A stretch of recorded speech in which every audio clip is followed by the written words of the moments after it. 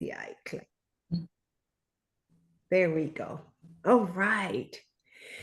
So welcome everyone. Thank you for joining us today for our last session of the year. Can you believe it's already December 2024? And I am very excited to have as our last presenter of the year an amazing coach, human being, a member of the ICF Houston board, just a fun person to be around and to get to know. So if you haven't met Mr. Javon Wooden, he is now, hopefully, Javon, I'm saying this right. You are now president-elect for Yes. 2025. Is that right? You got it. You got it, Atlanta. Yes. And Javon's, by the way, Javon's birthday is going to be this Thursday. That's correct. Yes. We're going to have some fun. He is an amazing guy, and I am very excited. Thank you, Tati, for suggesting Javon to be one of our presenters in this event. And for those of you that are here for the first time, I just wanted to let you know that we do this on a monthly basis, the second Monday of each month.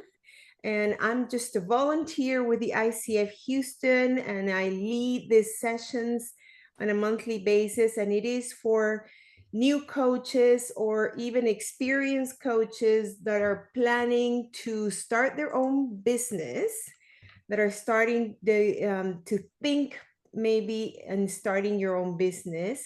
Some of you are already experienced business owners, and you're just here to learn something new from our experts.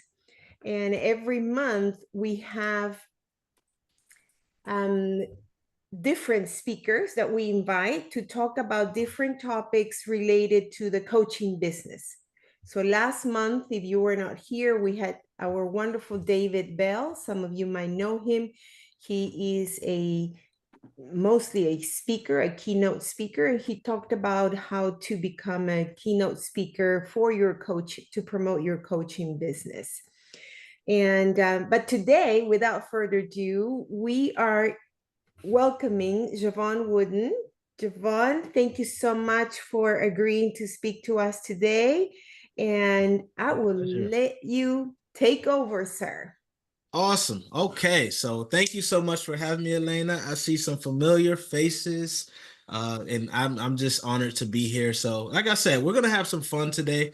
I do have slides, but the key here is not me getting through these slides. The key here is me adding value for you. So we're going to have a conversation. It's not just me talking at you. I want to have a conversation. So what we're going to do is please drop any questions, any comments in the chat. And I'm going to have certain points as I go through this presentation where I'll stop and I'll ask you to come off mute, ask you if you have any some comments or questions. Fair enough? If that's good with you, go ahead and type in the chat. Give me a thumbs up. Give me a yes, whatever it is. Show me that you're engaged. Show me that I have you here with me.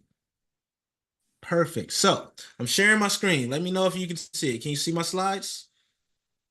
All right, let's rock and roll. So today we're going to talk about 3 keys to selling successfully in your coaching practice, mastering the art of sales. And I just want you to know that we're not talking about the technical aspect all the way. We'll get to that a little bit, but this is more about human connection, okay? This is where I see a lot of people falling short when they go and try to grow their coaching practice. So a little bit about me, Javon Wooden here. As you know, Elena mentioned a little bit about me, just quick U.S. Army vet. I spent 12 years in the Army, 3 tours overseas, realized that, my body was breaking down. I still wanted to serve with people. Went into the cybersecurity IT space. That did not serve me at all. I got tired of protecting ones and zeros, so I decided to pour into people. So now I do speaker, coaching, workshop facilitation, etc. So that's where I get this whole sell component. See, I focus more on emotional intelligence, focus more on human connection. So that's the lens we'll be looking at this from. But you'll see why this is important for us, especially as we grow our coaching practice. So the first question is do you trust me? Right. This is what we're asking to the people we want to work with. Do you trust me? And a lot of us, we go from 0 to 100 real quick, right? We get on that sales coaching call. We're so focused on making the sale. So what I'm going to do right off the bat is I'm going to challenge you here. I'm going to challenge you to not look at it that way. You're not making a sale, you're helping that person transform, whatever that is. So that's not only going to help you with a paradigm shift, so you stop putting that pressure on yourself, but then you realize that you can have more of a conversation instead of trying to focus on getting them into that close. So that's the key here. That's everything we're going to talk about is going to force you to have that quick little paradigm shift where you can think about, okay, what am I like when I get on this sales call? What am I conveying in my marketing messaging? Am I even conveying myself? Am I authentic? Or am I more pressed because I feel like I need clients right now because the business isn't doing as well as I want it to, or I'm just eager to grow? Because that's how you're going to build trust. Trust is built on the authenticity, integrity, and being genuine. So that's where we want to start this whole conversation. Why does it matter? Well, we know we hear it all the time that trust is the foundation of any relationship, but especially in business. It takes a long time to build rapport, to build our brands, to build all these things, but it only takes one moment to ruin it, right? So we want to make sure that we're very calculated in building trust first, because once you get on that client cell, chances are they've already done two things. They already became aware of you, and they're already considering you to be a solution to whatever their problem is. So really, that call, it's not for sales. It's not a sales call. It's really to help them understand how you get them from point A, wherever they are, to that point Z. It's not about saying how awesome your products and services are, about how amazing you are as a coach. Listen to them first, and I guarantee you, they'll tell you exactly what they're looking for from you. And you're just going to mirror that so you can get that sale. But you got to be honest with it. So clients are more likely to open up and be vulnerable with you than they are with your organization. A lot of people don't even know my organization is called Bright Mind Consulting Group. They know Javon wouldn't. And I guarantee you it's probably the same way for you. If you post on LinkedIn or post anywhere, they probably don't know the name of your company, but they see you representing and they start to like you. They start to build rapport with you, feel like they know you. And that's the lens that you have to look from it for when you're talking about sales. You have to think about it from being a personal brand. I am representing whatever organization I'm with. I am the ambassador. You're the front face. So you have to make sure that you look at it as such. Because guess what? Even a brand has a personality. If you think about Google, right, you see their colors, you see their messaging. It's kind of fun, it's kind of whimsical, but it's also very light and very easy to understand, even though it may be something complex like search. They want to make sure they convey that. So they're very approachable brand, right? So you have to think about what that looks like for your brand. How are you building that rapport? How are you showing your target audience that you understand them and that you are the solution for them? Not a solution, the solution. And we're going to talk about how to get there a little bit. And when you think about what I'm saying here, being authentic is really your unique selling proposition. Because it's a lot of people who say the same messaging, unleash the power and unlock your potential and all these coaching lingo. Well, that's not what is attracting clients to you. What's attracting clients to you is the fact that you're using their language. You're saying exactly what you understand to be their problem, and you're saying exactly how you're going to get them from that problem to being loose and light and feeling less stressed or whatever their problem is that they're looking to solve. Okay. So always keep that in mind. Your language should be the language that they use every day. If they say they feel overwhelmed, then you should be talking about overwhelmed.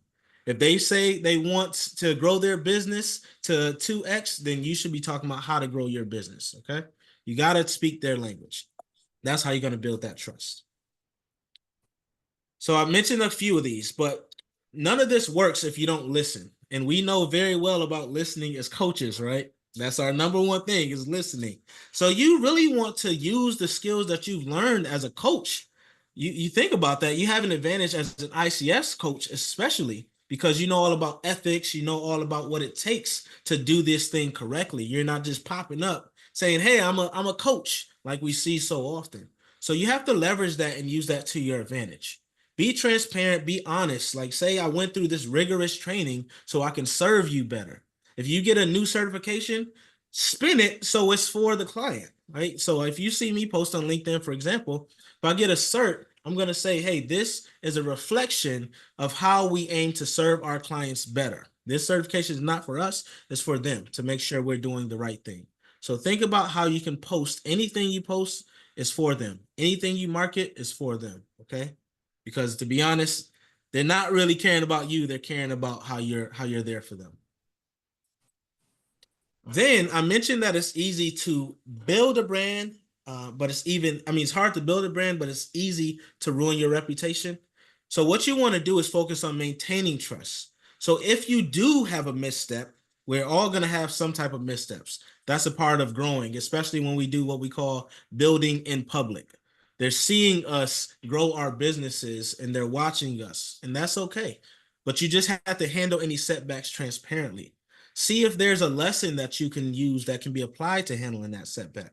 If you had a client say that they didn't get what they thought out of that, what's the lesson? And how can you apply that moving forward? That's really what they're looking for. They're not looking for you to make an excuse. They're looking for you to take accountability and then apply that going forward so you can be just a little bit better. And another thing that's really going to help you establish that trust is making your audience a part of what you're building. So get feedback, run surveys, ask them what content would be helpful for them. And if you have a newsletter, which you all should, it doesn't matter how small or how big it is, start leveraging that because that's a great place where they've already told you that they appreciate and want you to contact them.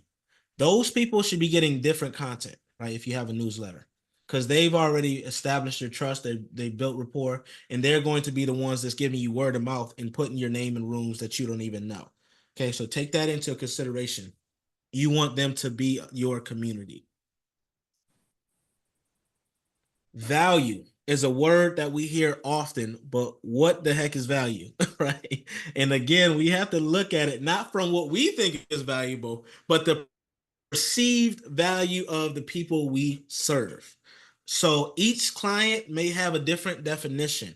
So that's why we talk about like niche and all this other stuff, like knowing your ideal client personality or persona and avatars and all this other stuff is because it helps you to convey your value to that specific person. You can't talk to everyone. You have to speak to one person. You may have multiple people, but in whatever any given message, you should be speaking to that one person, okay? That one persona that you've really established. And you have to know them better than they know themselves. You have to do the research. And market research isn't really hard these days. Like there's a tons of things like Google Trends or Talkwalker where you can just set alerts and it'll tell you like if somebody mentions your name, your company name, you can have an alert for that. If someone mentions your name, you can set up an alert for that. If you're a life coach, just because it's easy, you can see alerts for life coach near me, right? Those types of searches. And it's just going to help you get some feedback for what you should be using, what language, where you should be posting, what times are good for you, etc. All that stuff matters as you build your brand. And don't worry, like if you're intimidated by creating content, we have Tati on here. You know, she's a master at this. But don't worry about like when you first build out, if you're not getting a ton of engagement, just get into the habit of putting yourself out there authentically first. And then once you do that, you'll start seeing what works best for you.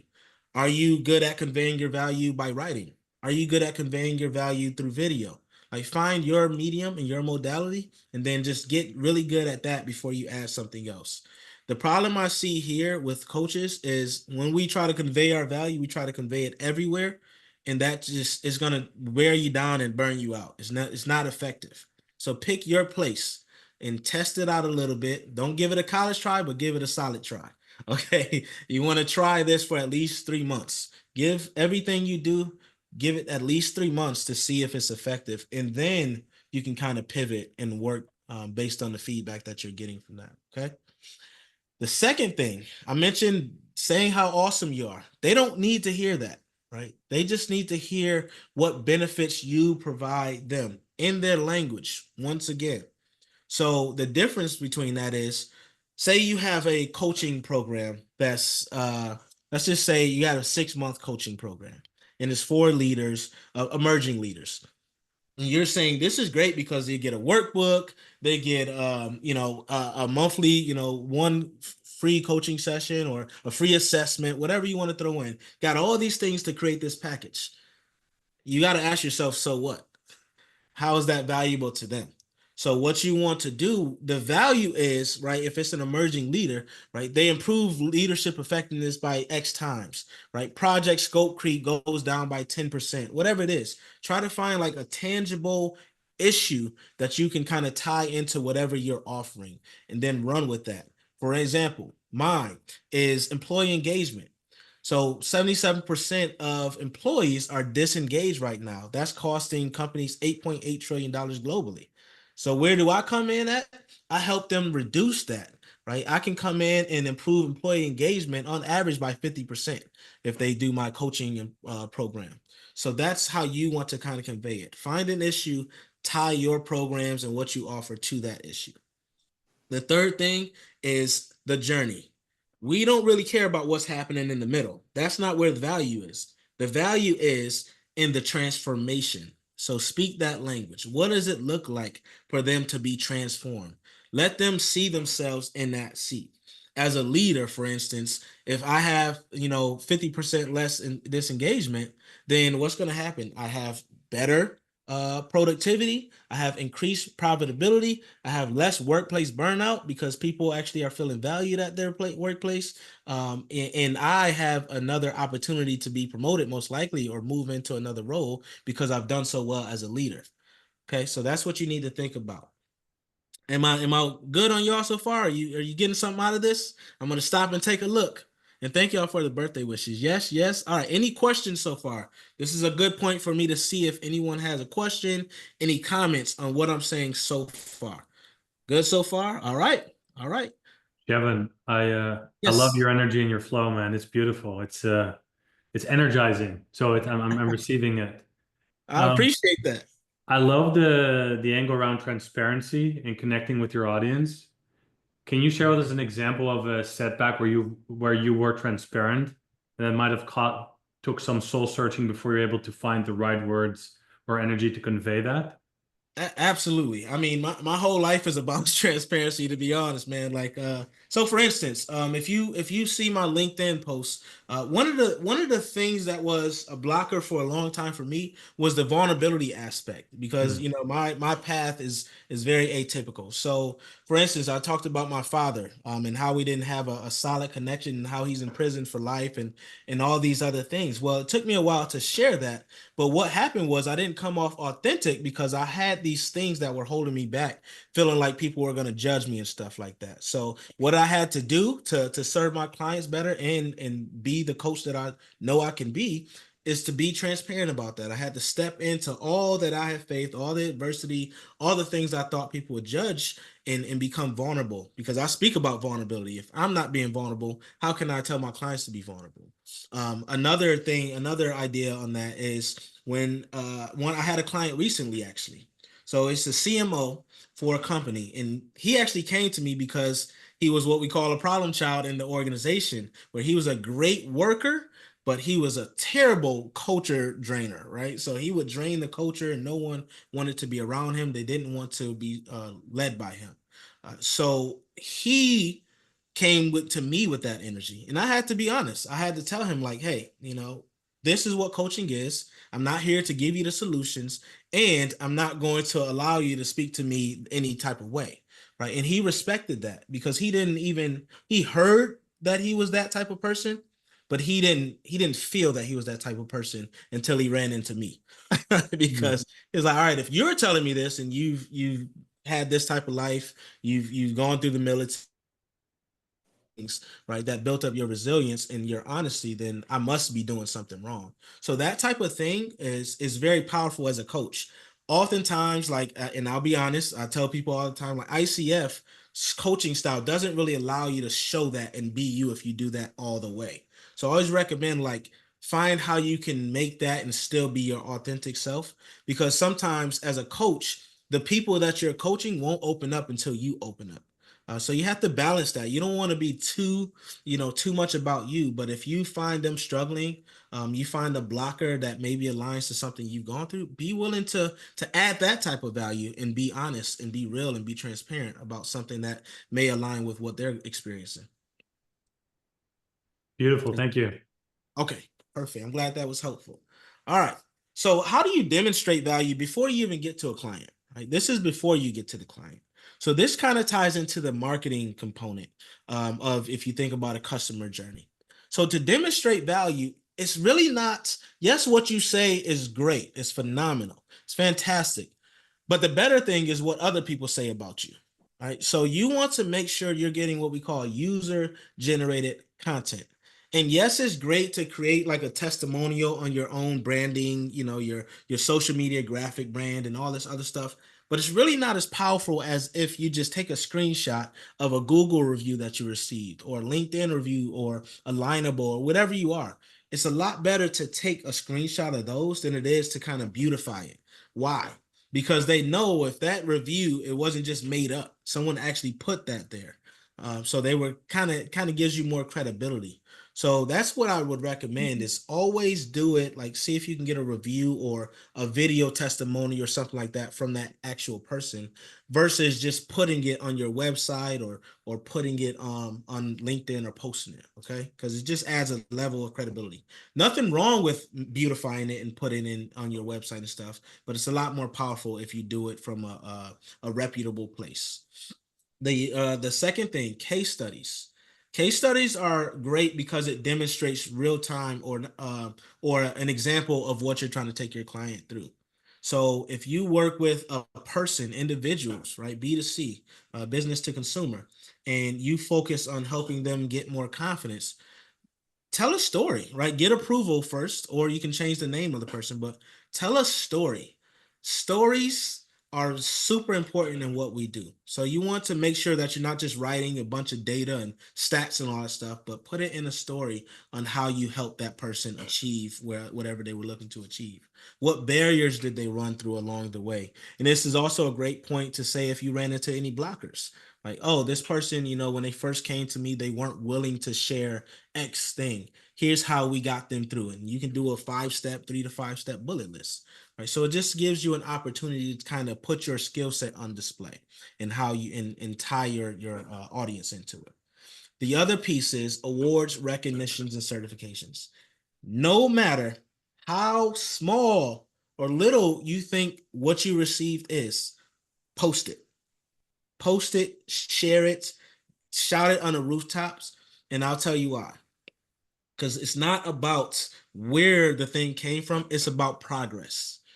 When people see that you're progressing, that you're investing in yourself, in your business, and by proxy, you're investing in being a better person or coach for them, they're more inclined to work with you, right? And then that content also typically does better if you post it on social media.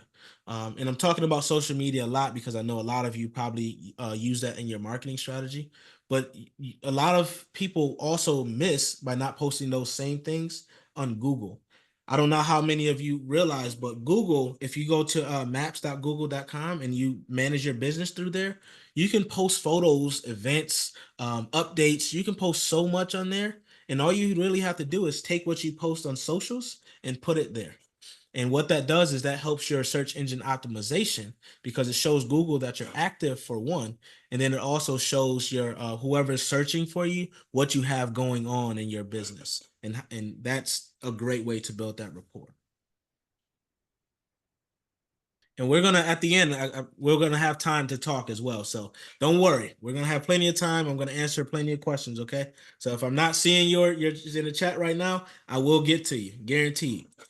Communication is something that as a coach, we're a little better than most typically, but when it comes to business, I know a lot of coaches who really struggle with this. Okay. And if this is you, this is a good time for you to like apply it to your unique situation and circumstances. All right.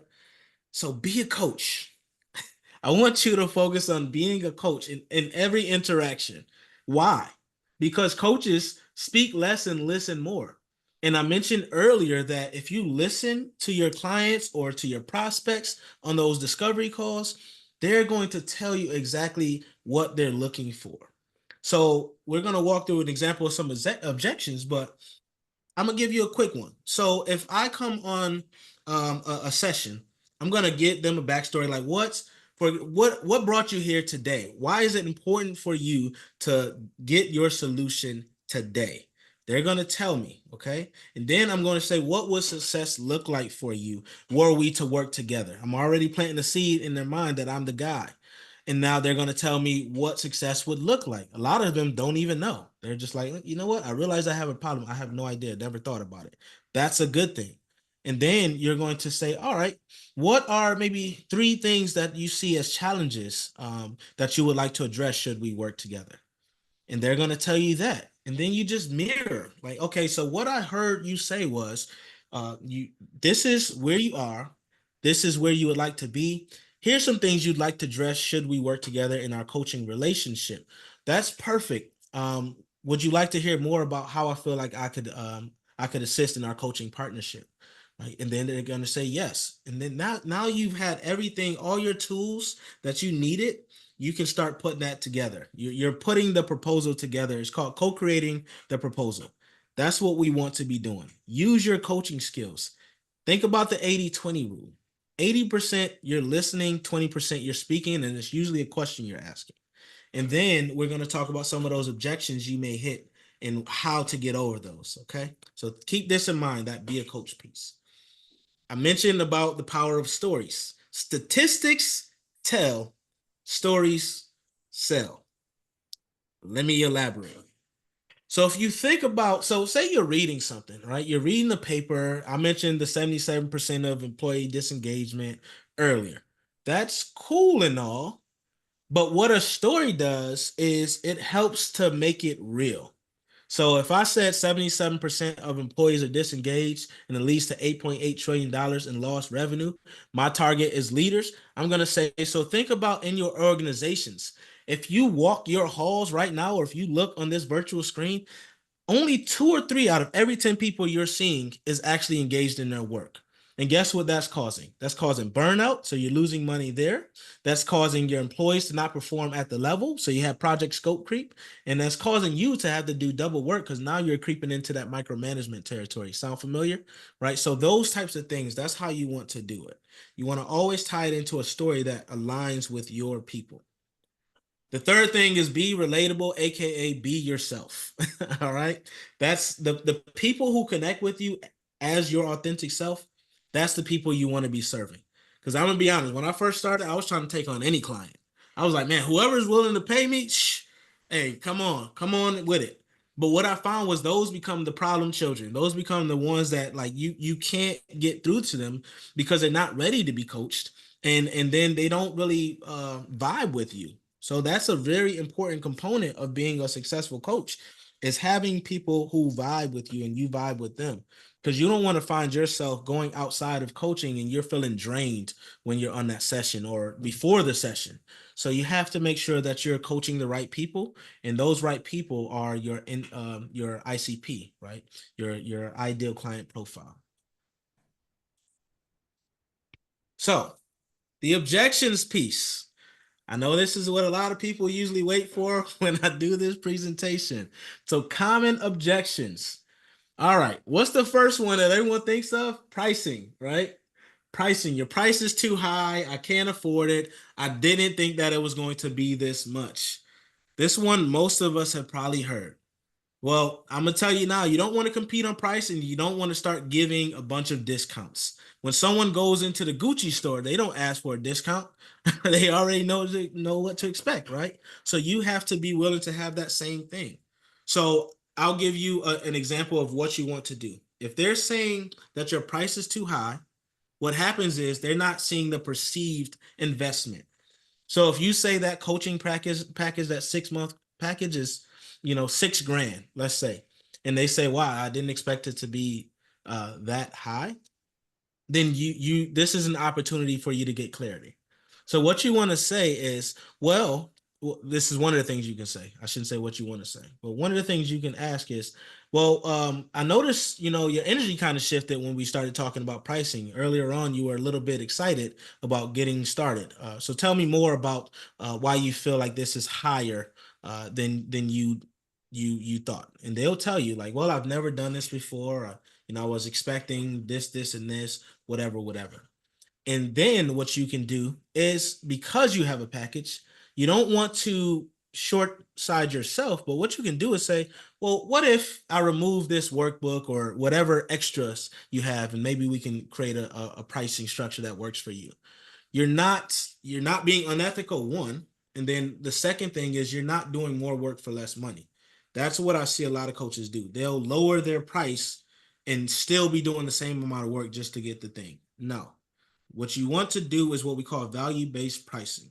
So with that coaching package, for instance, if I'm charging 6K and it includes that assessment, and includes a workbook, and includes a free, check-in conversation, catastrophe conversation where we have 15-minute sessions, at any point, whatever, you can start pulling those things away. And what you do is you just itemize on your proposal what that was. Oh, this was worth 1K. How does this sound if we get it down to 4K, right? Would that work for you? And it could be that they only get the coaching sessions by the end, but then they're feeling more aligned, they're feeling better. So we just have to make sure that we understand that it's all not about your price being too high.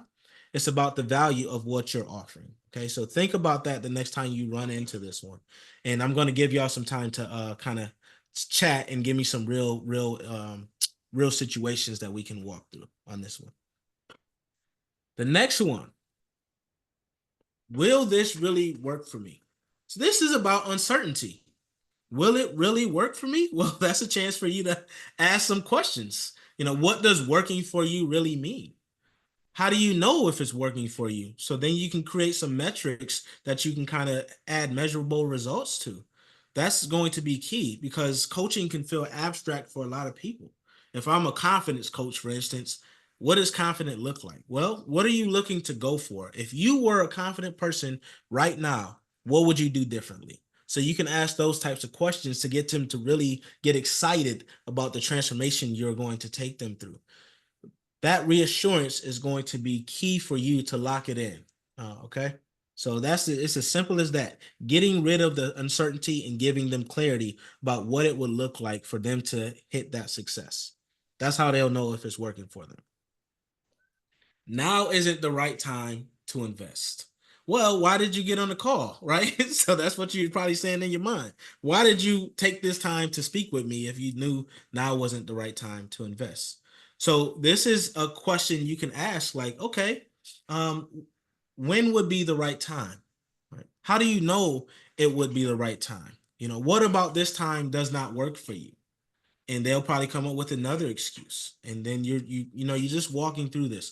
At a certain point, it's all about asking them one last question. How serious are you about transforming where you are to where you want to get, or achieving that? That question puts the onus back on them. If they say not very, then you know that they don't need to be working with you at this time, okay? And you can give them some free resources, send them on their way. There's nothing wrong with that. I can figure this out on my own. Well, that's admirable. Sure, you can, but at what cost? That's one question you can ask them. Like, you can figure this out on your own. You got to this point because you felt the issue was dire enough. You felt like there was some sense of urgency here. So what would it look like for you to figure it out on your own? What steps would you be willing to take? Right? What are you willing to lose and give up? So you just want to ask them questions to get them thinking like, okay, maybe I don't want to do this on my own.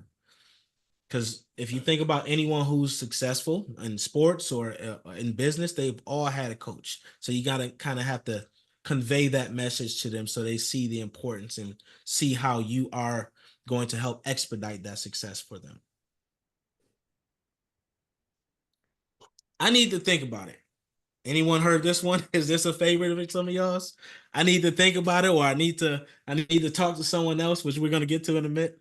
So I need to think about it. If there's hesitation and doubt, again, that uncertainty, right? Or maybe there's another decision maker.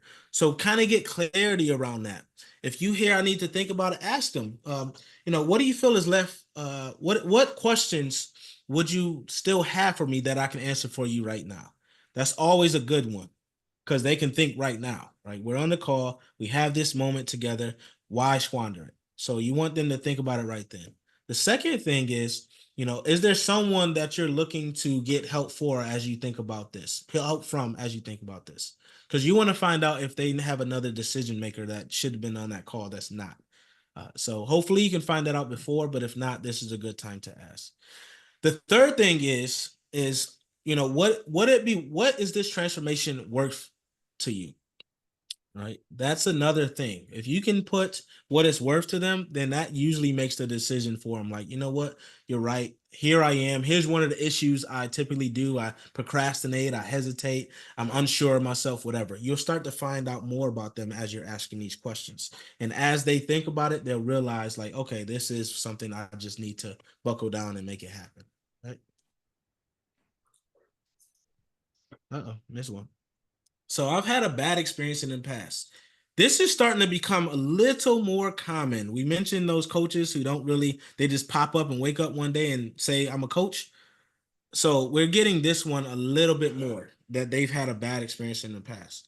So what you want to do is you want to reassure them. That could be through a guarantee, right? It could be through whatever you want it to be. It could be through a test session for 15 minutes. Be careful about those though, because what happens is you might give them a solution and then they think they have it all figured out. But you want to make sure that you give them a warm and fuzzy, right? Well, ask them what would help them to move forward, after that bad experience. Ask them what was it about that experience that was bad? So you want to just keep asking those questions and then let them know that that is not what's going to happen with you. That's all they're asking for, some reassurance. All right. So before we get to Q&A, this is what I want to challenge you with. Take one thing that you're going to do to implement some of what I was talking about today. When it comes to building trust, when it comes to communicating effectively, and when it comes to leading authentically and just leading with coaching conversations. So you can either engage with your audience a little bit differently in your messaging, do that market research. And someone asked, I saw earlier, how do you do market research? I'll answer a little bit about that in a bit. Right. So that's one thing. Engage with your audience a little bit differently, speak in their language. Second thing, create a feedback program.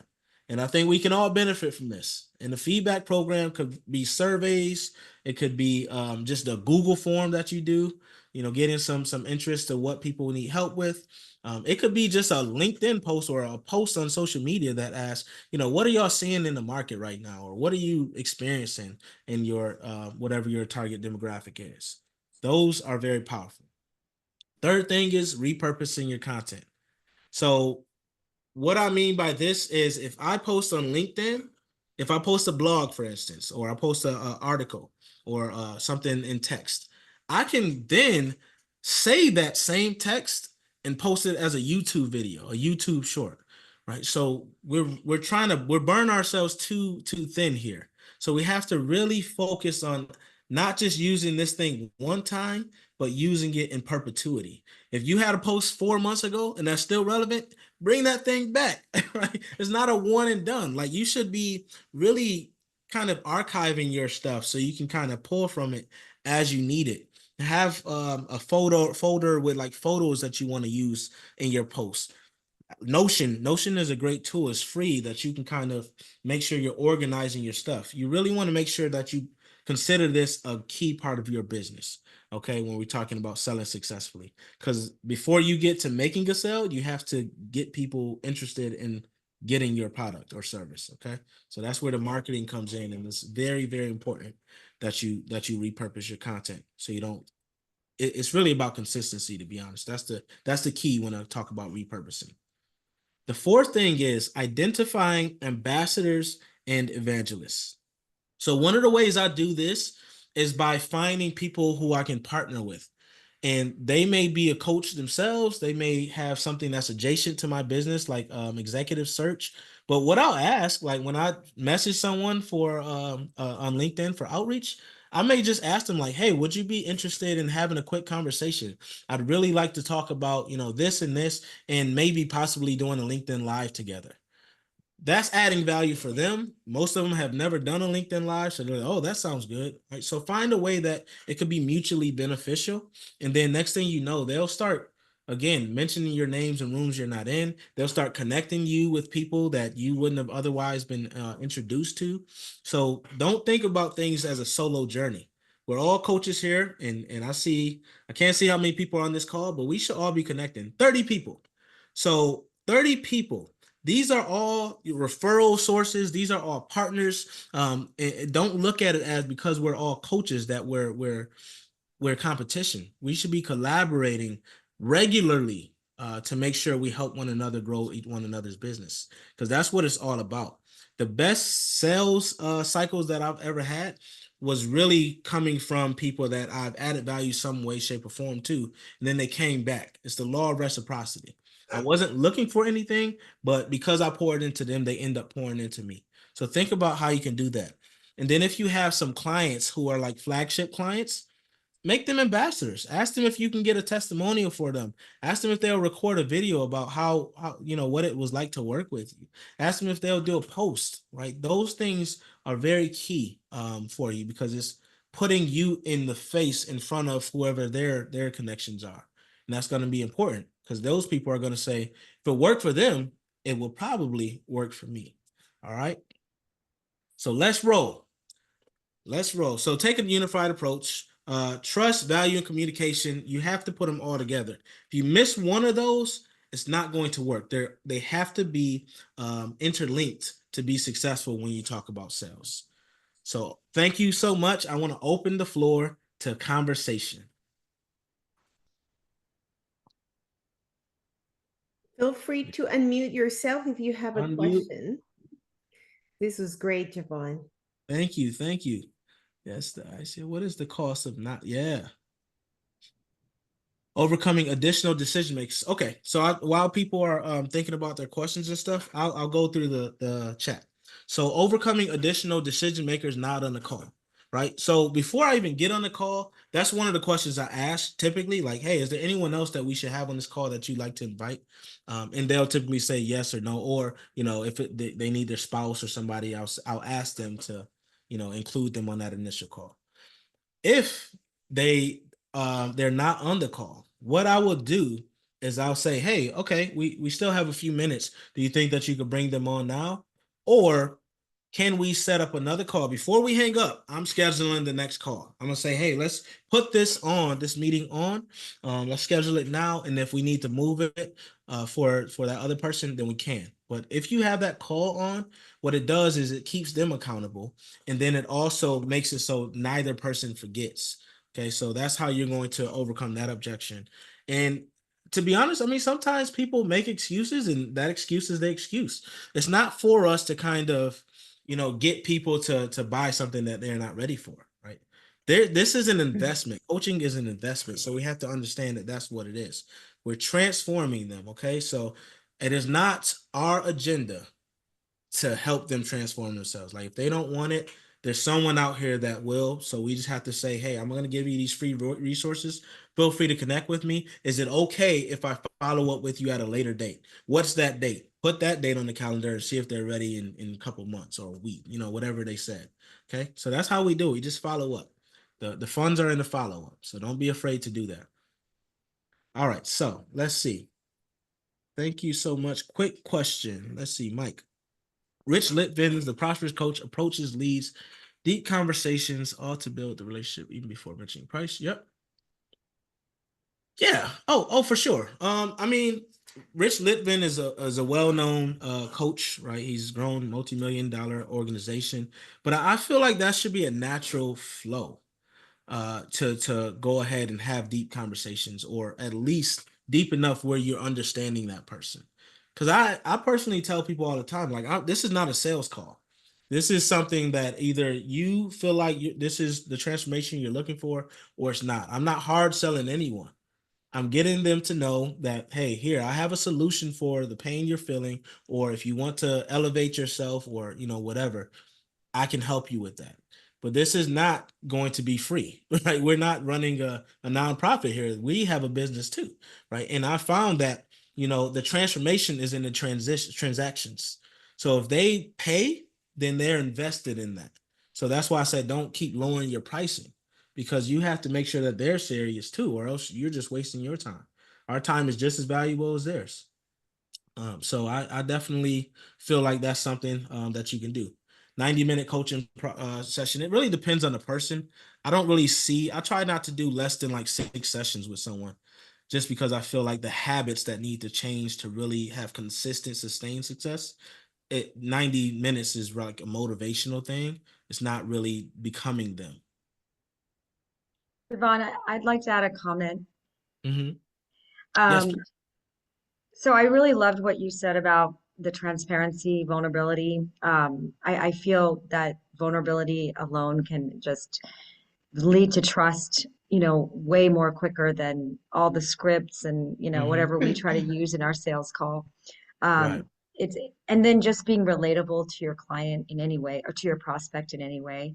And just simply just showing them you care. So recently I have an example where I had a prospect that I talked to that I met actually at one of the coaches corners. She decided to look me up on LinkedIn and follow up and wanted to know more about what it was like to coach with me. And so we had a great, meetup, coffee shop meetup, and talked about her needs and all that. And she was excited to do the work until the price Mm-hmm. was, brought up, like you said.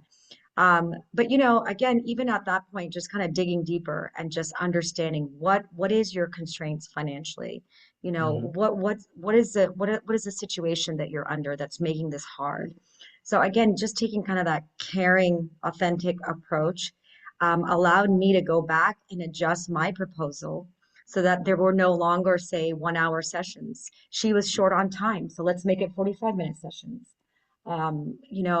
She lived quite far, so meeting up in person would be inconvenient for her. So let's do virtual and let's knock down the price because I don't have to travel either to come, see you in person. So I really feel that taking that, honest, caring, empathetic approach, even with the proposal itself, can be very impactful. Well, absolutely. And thank you for sharing that, Rushman. Yeah, that is so true. And, I love what you said there. Like it helped you to also create a new package, right? A new way to serve. So if we listen to our clients, we'll find they're telling us exactly what they want us to create. Like you mentioned, short on time. Oh, you want to do 30 minutes instead of an hour? Perfect. You want to do 45-minute sessions? You want to do laser coaching sessions where we do 15 minutes? What works for them? Because again, it's not our agenda, it's their agenda. It's their transformation, right? So we're there to help you through that. So I love what you said there. Anyone else? Yes, please. It's not the first time, Javon, I'm hearing that you say, I'm not exactly ICF coach because ICF and this and that. But all you described in this presentation, it's exactly how ideally as a very experienced professional ICF coaches we're supposed to be. Vulnerable, very open, direct. The direct communication, it's the main thing. And partnering with a client and meet them where they at in the middle of the road.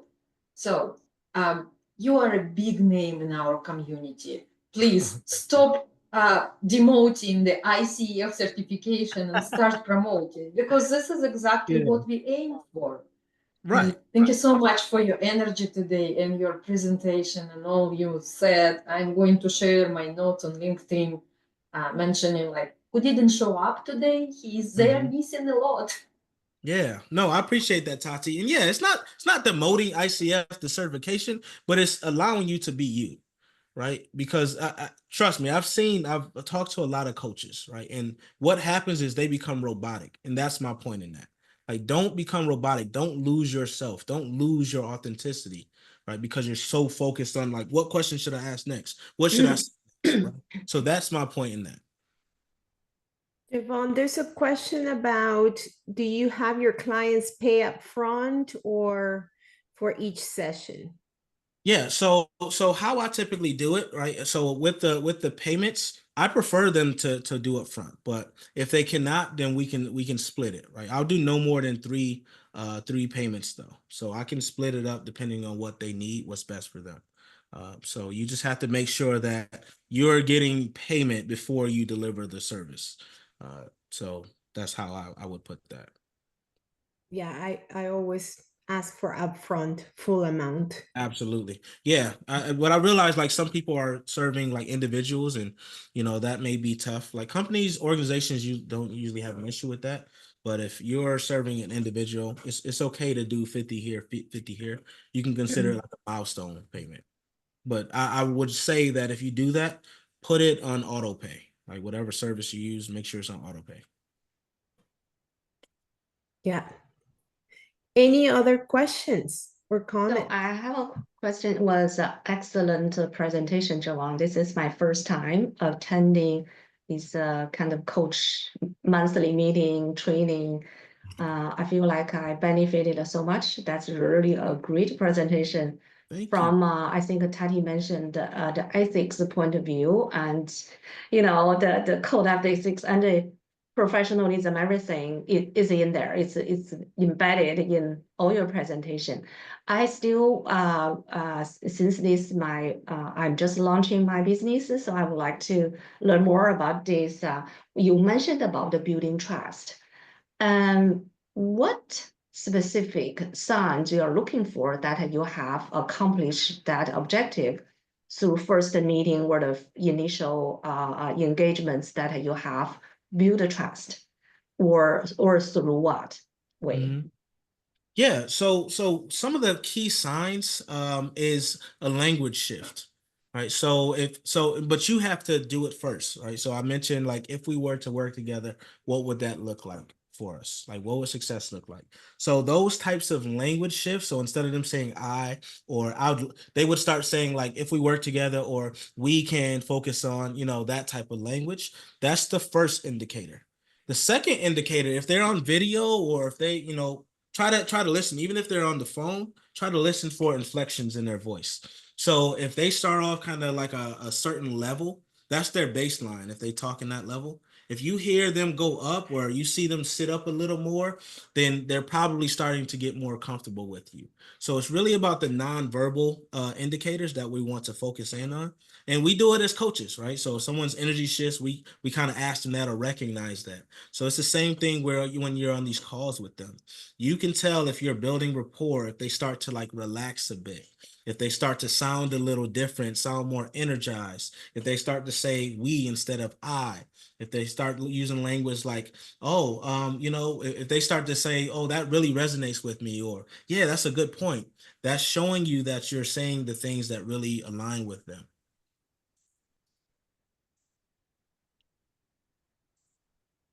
Was that helpful, Kate?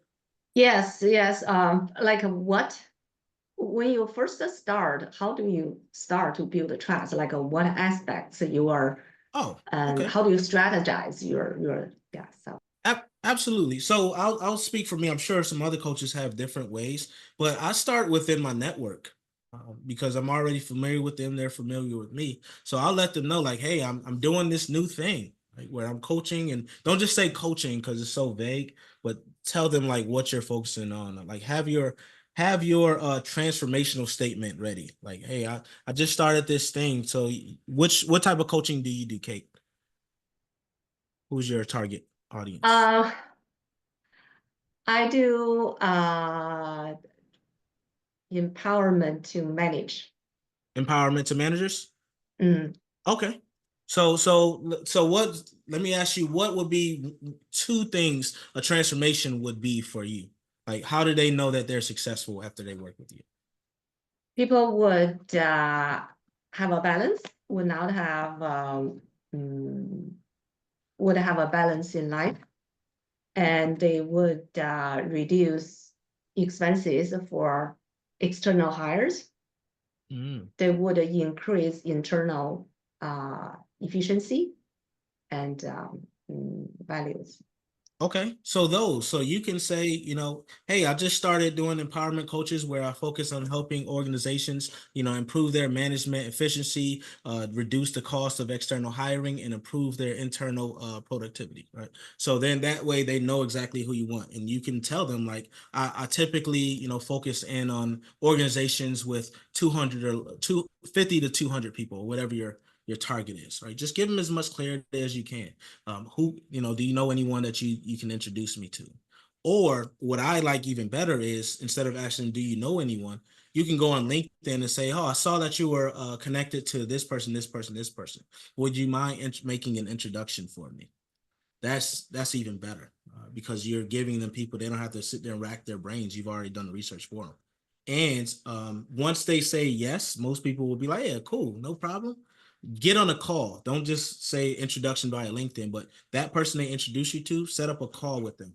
Everything we do, we should be looking to establish a relationship through a call, right? Just texting back and forth is not enough. So we have to make sure we have an intentional conversation with these people. And then the other thing that I want you all to really kind of think about is, what do you want someone to say when they introduce you? Because a lot of people are like, oh, I'm just going to say something vague and it doesn't really say anything. So have a script. Like, hey, here's what you can say when you introduce me to this person, and just send that over to them. It makes it so much easier for them. So you've done all the heavy lifting. All they got to do is copy and paste and post it, right? Or make a call and read what you said. So that's how you want to do everything. Make it easy. Remove the friction, whether it's working with a client or a partner. Jevon, to what extent do you Thank you. trust this person or client will characterize you in a way that is appealing to this other person? So that's why you want to do that, write that script for them, because you know exactly what they're going to say, right? And they can add, you know, they can convey a little bit because they know you in some way, shape, or form, which is okay, right? But you want to make sure that you're giving them the key points that you want them to make during that introduction, and that's how you know. Wouldn't it be more powerful if the person comes up with their own language so they can embody Sometimes, the energy that they yeah. experience with you? Yeah, sometimes if they're talking, yes, but if they're copying and pasting, not really, because I've seen where like someone will come up with their own thing, but they said nothing about what you actually do, right? They're just like, oh, this person would be great. Hope happy connecting. And like, I don't even know who this, you know. So you want to make sure that you give them at least some language. They can make it their own, but it has to convey the message you want to convey. Interesting. Yeah. Yeah. So trust me, I've done a lot of this on LinkedIn and all that stuff. So that's what I found to be best, is me giving them that snippet. And if they change a couple of words, it still needs to convey my message. Before we go, just a couple of things. This is, again, our last session for the year. We start again in 2025, second Monday of each month. If you are okay in taking a picture, I would like to post something like happy holidays to our audience in LinkedIn and put yourself in camera. I'm gonna go ahead and take a picture now. If you don't want to be in that picture, you can turn your camera off. I'll take that picture right now if you are ready. Done. Okay. Hope I wasn't making a funny face. We got it. And oh, we have somebody just joining. And last but not least, Jevon, thank you so much. I think we've learned so much from you today. Always so much wisdom every time you come to us or we meet with you. Some of us are lucky to call you our friend. And happy birthday on Thursday. Thank you. Thank you. Yes, it's a pleasure and honor to call you all friends as well. Thank you, Elena, for having me. Tati, thank you for the invite as well. And I just one point, if you don't mind, Elena, I know we're at time.